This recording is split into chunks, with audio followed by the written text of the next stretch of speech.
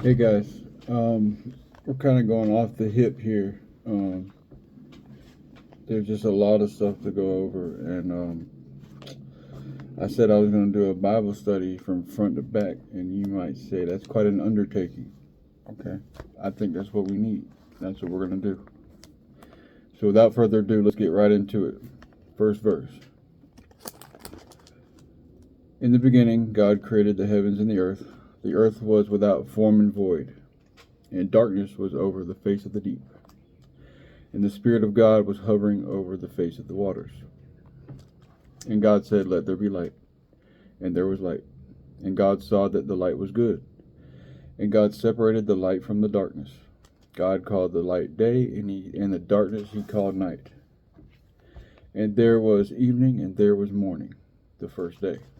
And God said, "Let there be an expanse in the midst of the waters, and let it separate the waters from the waters." And God made the expanse and separated the waters that were under the expanse from the waters that were above the expanse. I know. Wait. And it was so. And God called the expanse heaven. And there was evening and there was morning the second day. And God said, "Let the waters under the heavens be gathered together into one place, and let the dry land appear." And it was so. And God called the dry land earth. And the waters that were gathered together he called seas. And God saw that it was good.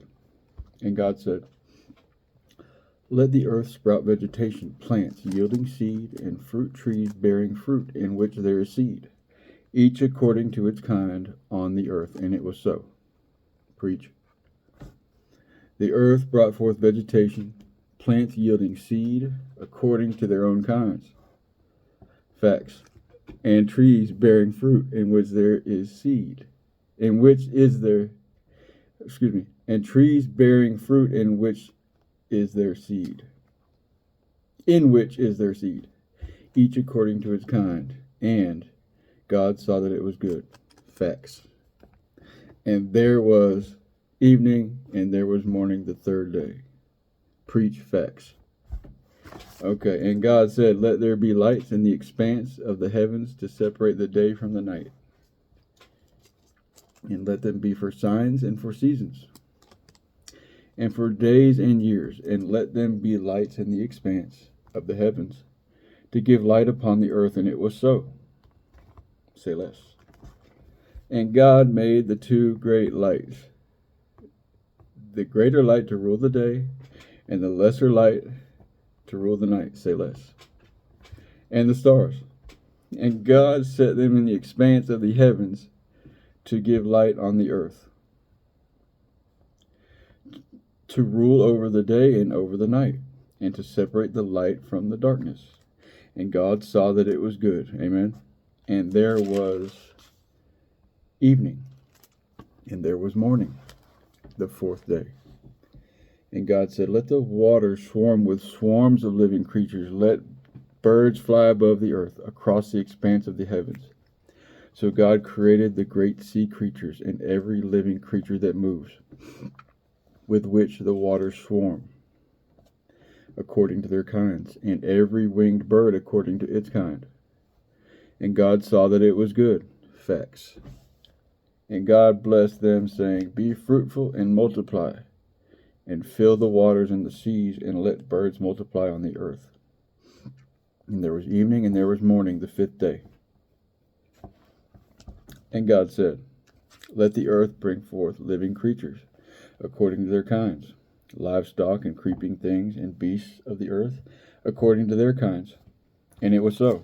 And God made the beasts of the earth, according to their kinds, and the livestock, according to their kinds. Okay, and everything that creeps on the ground according to its kind. And God said that it was good. Thank God for variety, by the way. He's not a boring God. Then God said, "Let us make man in our image, after our likeness, and let them have dominion over the fish of the sea, over the birds of the heavens, and over the livestock, and over all the earth, and over every creeping thing that creeps on the earth." So God created man in his own image. Facts. In the image of God, he created him. Male and female, he created them. Thank you, Lord.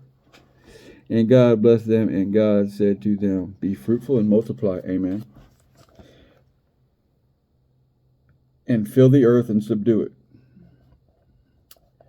and have dominion over the fish of the sea, and over the birds of the heavens, and over every living thing that moves on the earth. And God said, behold, I have given you every plant yielding seed that is on the face of the earth, and every tree with seed in its fruit. You shall have them for food. And to every beast of the earth, and to every bird of the heavens, and to everything that creeps on the earth, everything that has the breath of life, I have given every plant for food. Okay. Sorry, grammatical error.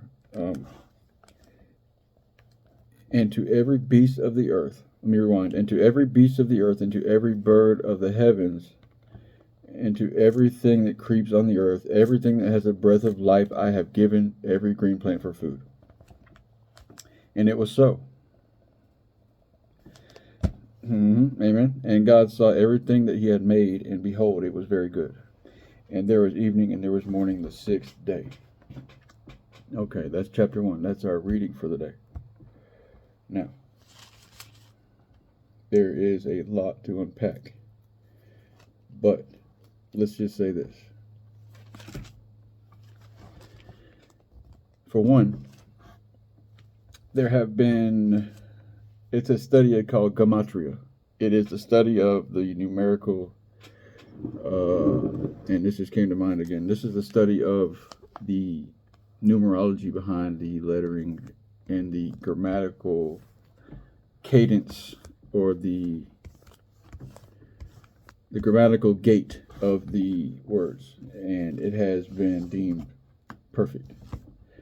And the gematria is the study of codes within the Bible. Codes, stuff like that, signs, connections, and it's overwhelming. So, without going down that rabbit hole, which is very true, I just want to say, as we go into this topic of defending the Bible, how we can believe it. That is a key point that I had left out until now.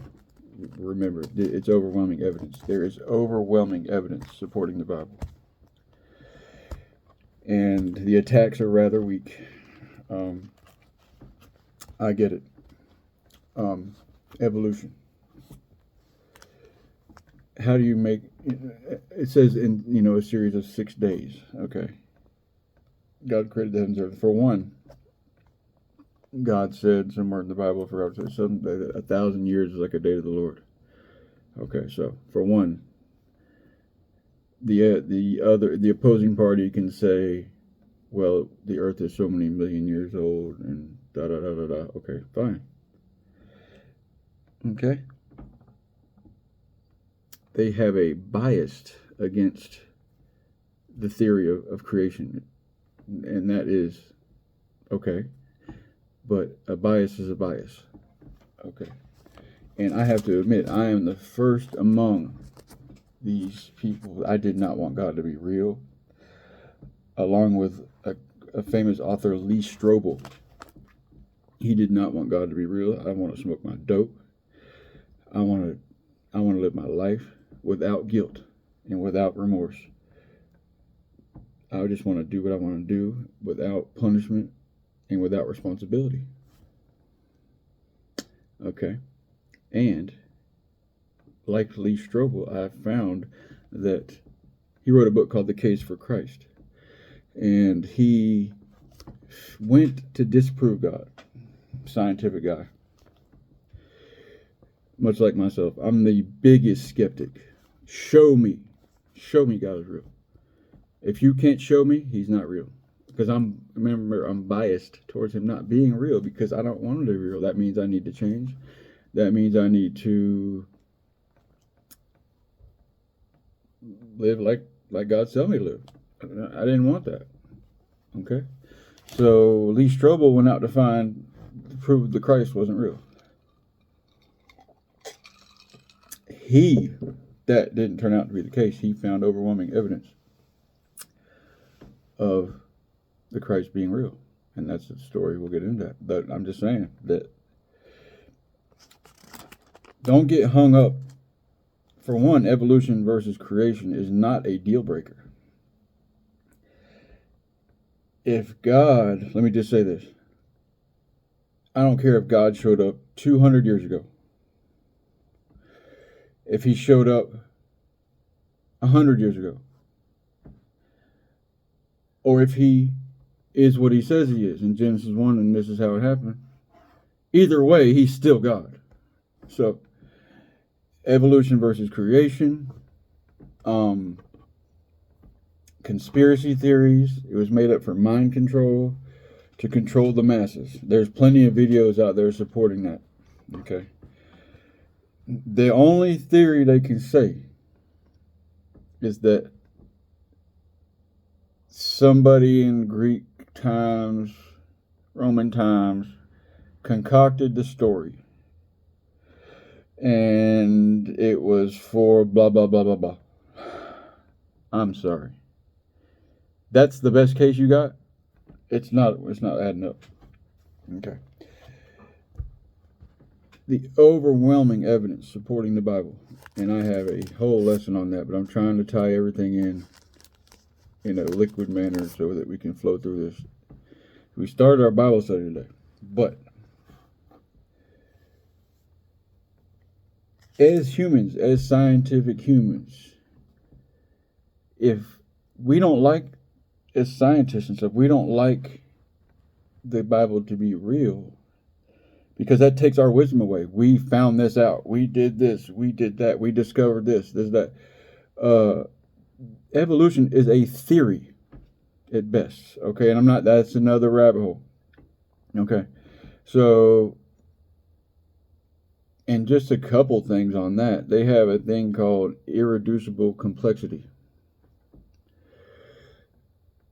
That means that something as complex as a human eye, and this and that. So what are you telling me? That the eye saw poorly at once? First it was just a blob. It decided it wanted to see. And then it just got better and better vision until we get 20/20. I mean, some stuff just doesn't add up. Okay? I'm not saying that things don't evolve, but, and there's another theory. And like, just think about things like teeth. Okay, you decided you wanted to eat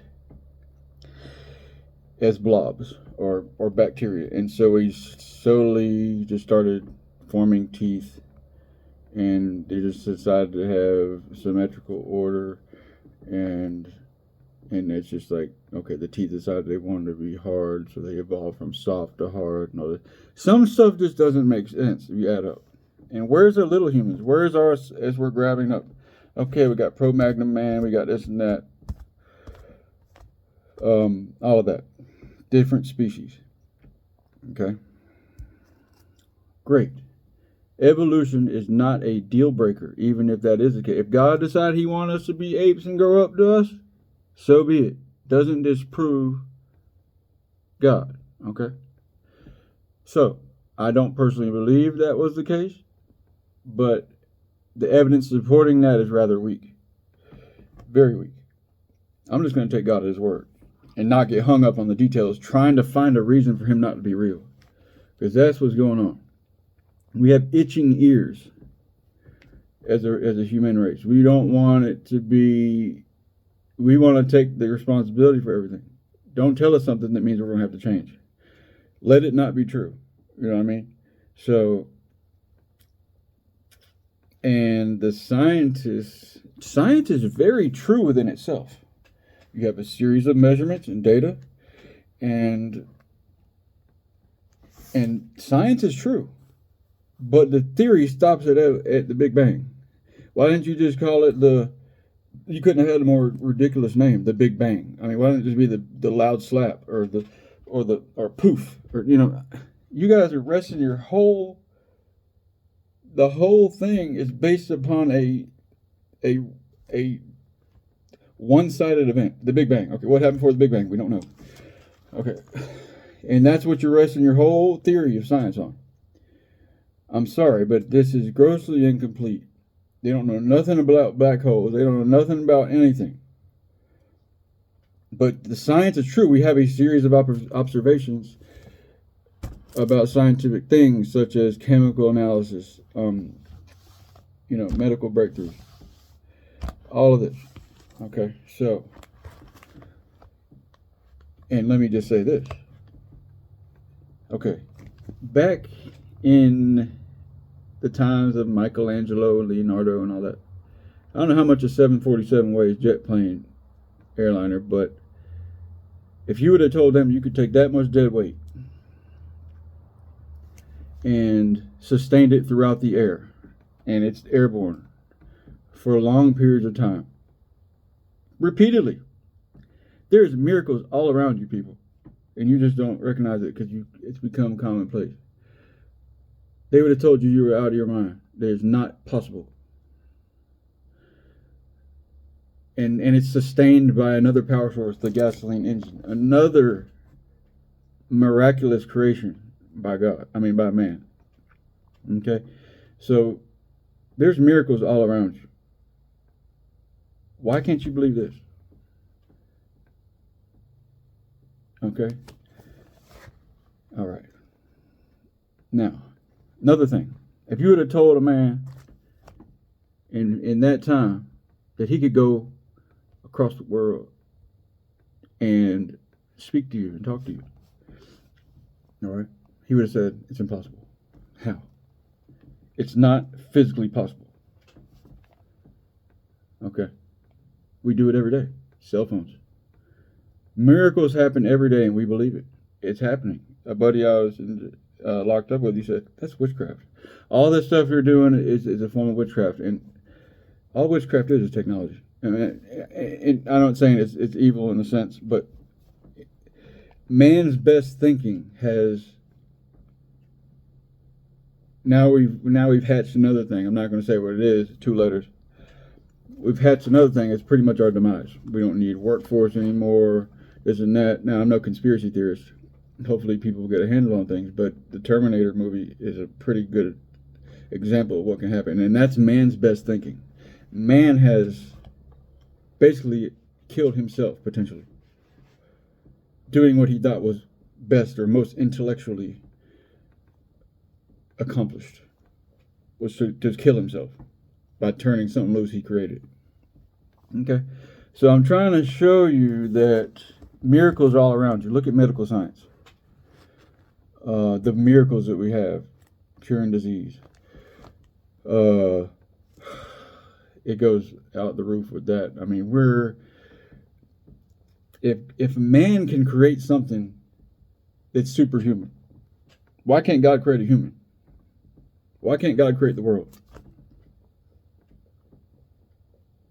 The technology we have nowadays, it's so advanced that it improves itself and decides what's best for itself without us.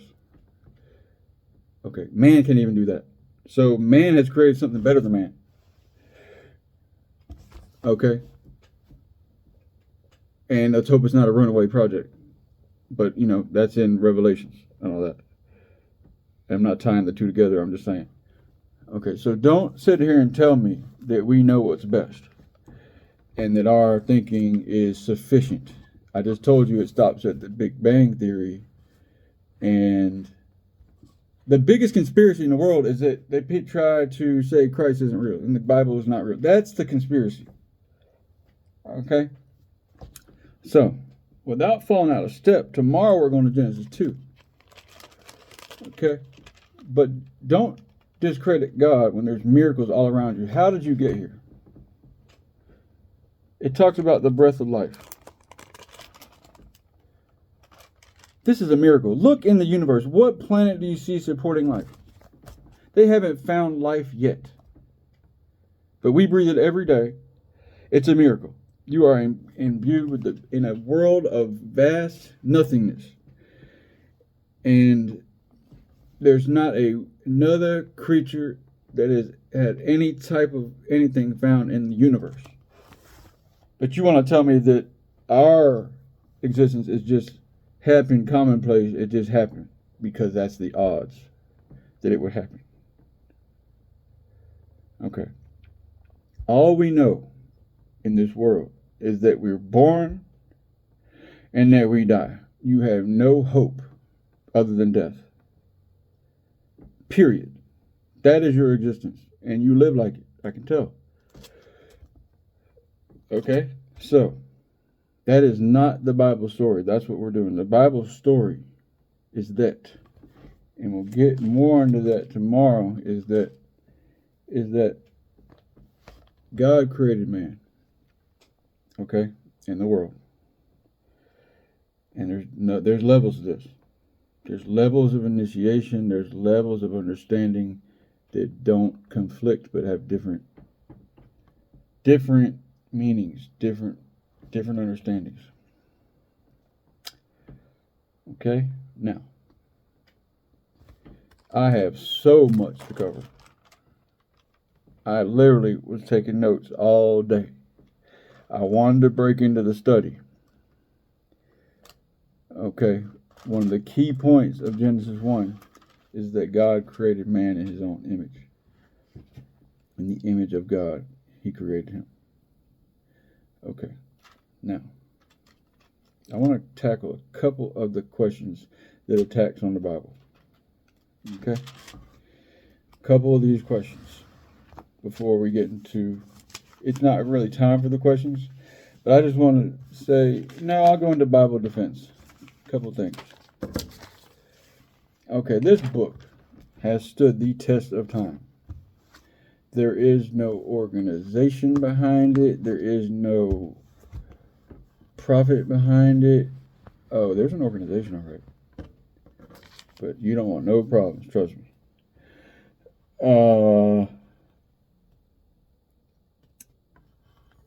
Okay, now, what is the Bible? The Bible is a book of prophecy. That's a big topic, and that's how we know it's true, among other things. If it looks like a duck, walks like a duck, quacks like a duck, you cook it up, it tastes like a duck. Guess what? It's a duck. It's God. If it's saying it did that, I'm just giving you different lines of reasoning.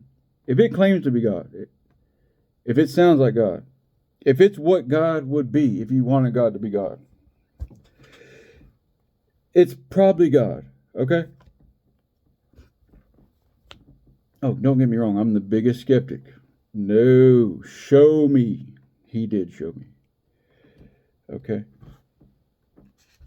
But, like I said, if it looks like Whataburger, if it tastes like Whataburger, if they have breakfast and lunch around the clock, guess what? It's Whataburger. Okay? I'm getting hungry now. Alright? So, if it's got golden arches, if it's got sesame seeds on top, if it's got,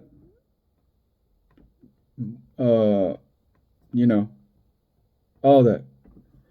Kiosks in the lobby where you can order your food. Guess what? You're probably at McFondle's. Alright, now, if it sounds like the Bible, if it claims to be God, it's God. Now, I'm the biggest skeptic. Show me now that it's not God. Show me your cases. Show me your videos. Well, I'd rather not, because some of them are just stupid. But even now, in my faith, I'm still willing to hear a case against God. I don't see it. I don't see it adding up. Nothing's adding up. There have been people, scholarly individuals, and let me just say that man has been on an intellectual decline since the time of the Athenian times. What's the word I'm looking for? Not Greek times, but yeah, Greek times. Right before Jesus' time, people were at their intellectual, the age of enlightenment. Ever since that time, man has been on a intellectual and moral decline. Okay, so with that being said, those people, and even up to this point, you know how many colleges are Christian colleges? Do you know how much of the world is religious? Probably about 2/3. We're not all crazy. We're not all crazy. We've done our research. We've done our homework. God has spoken to us in our lives. We've seen it. So I say all this to that, and this message is for the atheist, the devout Christian, the on-the-fence Christian, the backslidden Christian, the person, the nihilist that believes in nothing. That's nihilism. That was me. My God was practicality. What was working for me? What put money in my pocket? What put food on the table? What got the job done? That was my God. Okay? But I was wrong. Okay, so let's go over some of this Bible introduction defense. All right?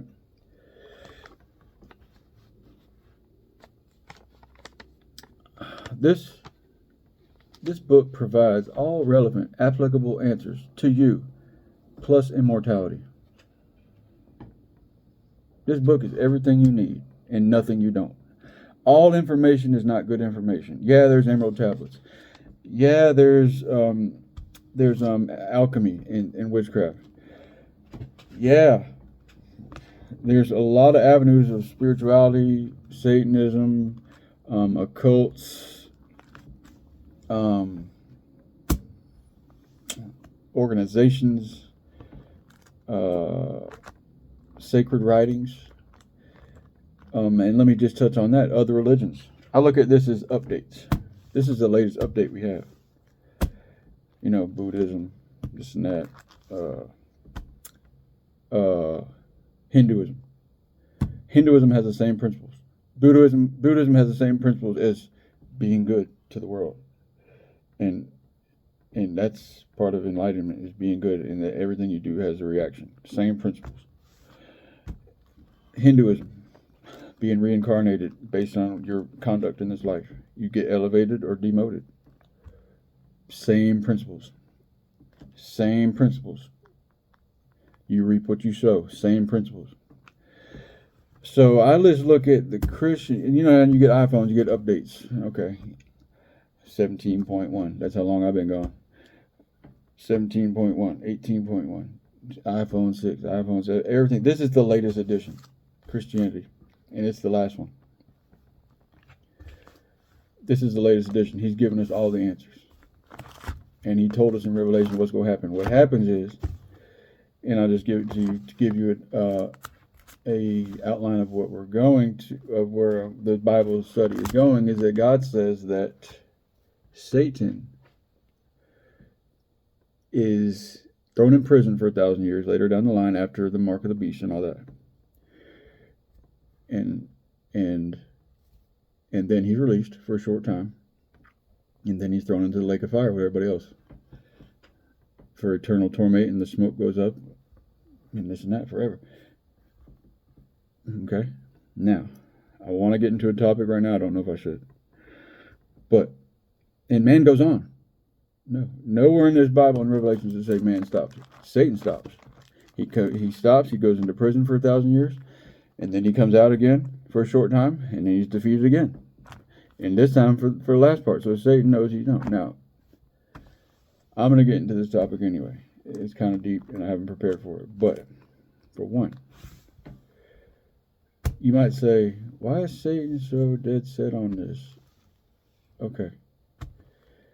In the heavenly, there's a battle in heaven. Okay, I look at our existence. Now, this is not Bible. This is me. Don't quote me on this. At that time when Satan rebelled, in that moment, I don't look at that as a thing in the past, that's past and gone. I look at our whole existence, the realm of time as we know it, because time dilates. That's just science. The realm that we live in of time exists within that moment that Satan rebelled. And our actions here help fight the fight against him. So I know it's abstract, I know it's out there, but this is something God had on me. It's not Bible. But when they had the Revelations, in Revelations it talks about the heavenly war, how Satan rebelled and his angels, isn't it? So when I look at humanity and what we're doing, every blow you make against evil is a blow in that fight.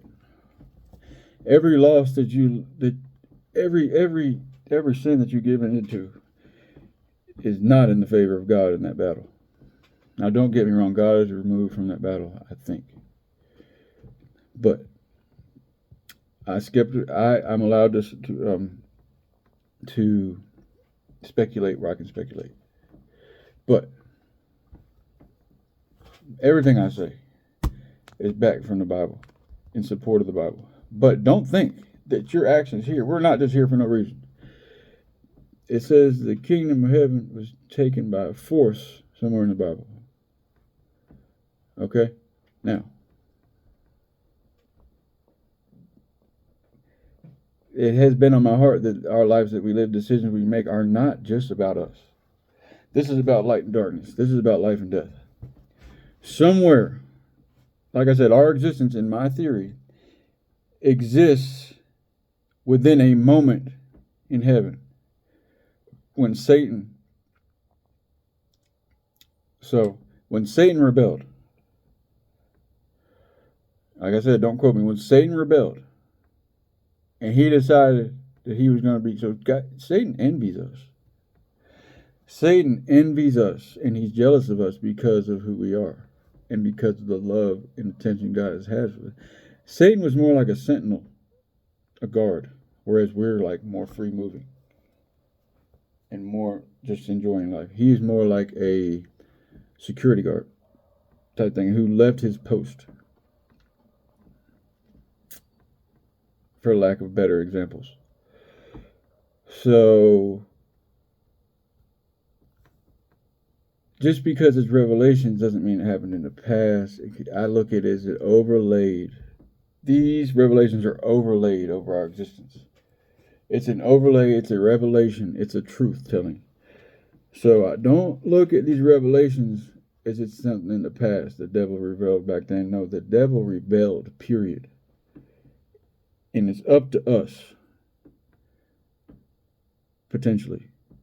The revelation is going to be done. But like Marty McFly and I know it's a reach, like Marty McFly in Back to the Future, when he went back in time and he had an influence, someone would come back in the future, in the other place, someone would come in and out of the picture, like they'd fade out.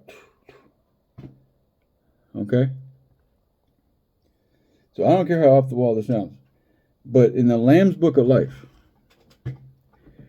well, you say, we're in the book of life, No, your name can come in and out, depending on your standing. Okay? Yeah, God knows what's going to happen. That's what makes God God. Don't try to look at everything through your human lens. God is not bound by time. God is not bound by time or space or physics. He parted the Red Sea. He raised Jesus from the dead. He healed people that could never see. He's healed withered limbs. He's done all that. So don't think God can't come in and out of time as he chooses. Okay, but I look at my life now as, okay, I want to make sure my name is in the Lamb Books of Life, because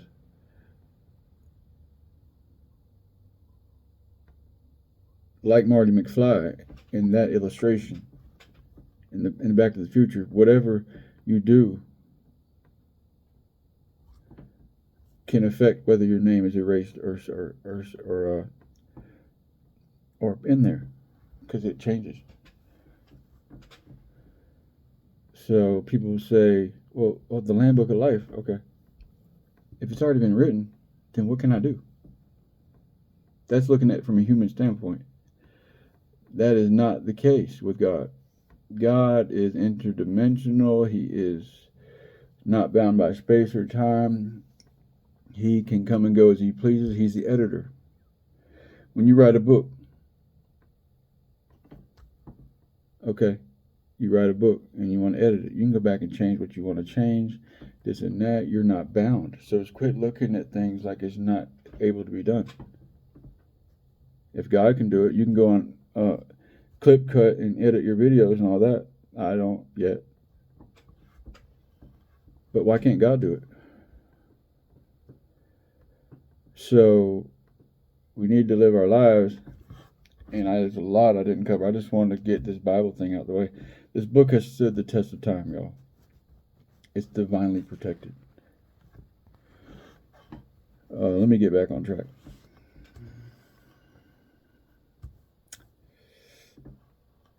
It's still the bestseller of this book. This is the most translated book in the world. It's the bestseller still. There is no motive behind this book other than tell you the truth. Much like this channel. Okay, there have been Bibles burned. Many leaders have wanted to stop this over the centuries. I don't have the information on hand, but this book has stood the test of time and scrutiny and persecution. It has stood the test of time, just like the apostles, who also were burned at the stake and this and that, beaten, stoned, imprisoned. The truth. So tomorrow we're going to get into the mystery of prophecy after verse 2.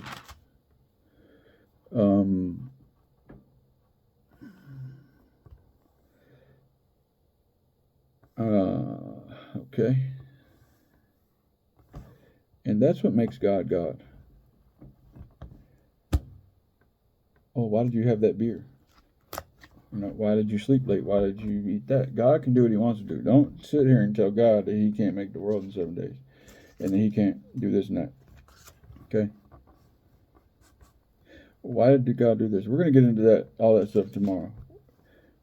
I'm killing 3 or 4 birds with one stone here. Don't get hung up on things like evolution and this and that and the days and all this. That's one of the big. You need to your ideology needs to be based. Don't assume God. You need to go into the world, into this skepticism, assuming that God is real. Don't do it like I did, or Ken. I assumed that God wasn't real, and then went in. But God is assumed in the world. God is assumed. That's why it's not so readily spoken of. That's what, Okay? There's an antichrist spirit in the world suppressing the truth. That's the biggest conspiracy. The only conspiracy is that the devil's in the world. And there's another level I'll get to y'all tomorrow about that. And it doesn't have to make sense or be warm and fuzzy. It just is what it is. It's just true. Okay?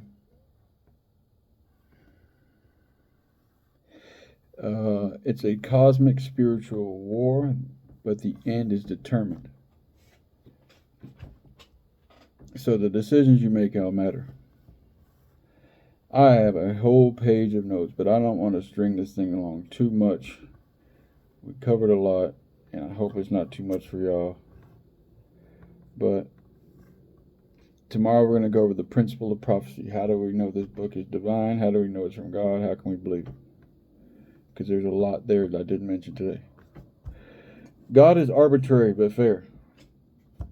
He is imposing on everything. Okay? He is arbitrary. Excuse me. That's God. Yeah. Excuse me, sir. Debo. That's God. All right? But he's gonna hand you something. He's not gonna take nothing from you. All right? So God is arbitrary.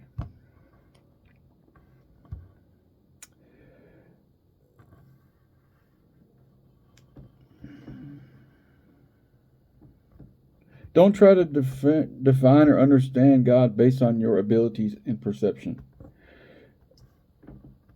Our perceptions are limited. Look at the dog, the way it smells things so far. Our senses and our abilities are greatly, even a dog has more senses than we do. So don't sit here and act like you got no sense to understand what's going on in the world. You don't. Unless you believe in this. So, all right. Among other things, Daddy Yankee gave his life to the Lord a while back. Look it up. Publicly. All right. Now, God is an interactive God. He's not just on the sidelines. And tomorrow we're going to get into the tough questions like world hunger, disease, stuff like that, terrible senseless violence, innocent people being killed. We're going to get into all those questions about why there's evil in the world and why God lets it go on. Okay? And stupid questions like, is God white? Does he like pizza? Is God black? Really? He's probably black, to be honest with you. Have you seen Bruce Almighty? And that's okay. So let's not get hung up on the little stuff about. And my religion is based on facts and scientific process deductions. How can you answer everything when eternity is unfolding? That's like walking into a movie. And everybody, it's a debut movie. You just walked in the theater, the first day it's on film. You look over at your neighbor and you say, hey, what happens? He's going to say, dude, what's wrong? We just got here. That's our predicament. Stop trying to answer questions that can't be answered because we're going into eternity. Look at pi, 3.14, da da da da da. It doesn't stop. Even the math tells you that. Pi is a principle of a never-ending number, and that doesn't make sense. So stop trying to look for answers that can't be known. This Bible is your story. Every story of this Bible, including the Garden of Eden, is no less relevant in your life. No less relevant. Every decision you make, these are all examples to train you and show you that the decisions you make matter. There's a battle going on. And if you want to do your part as a soldier, you're either going to be a slain, a victim, or a victor. We're more than conquerors.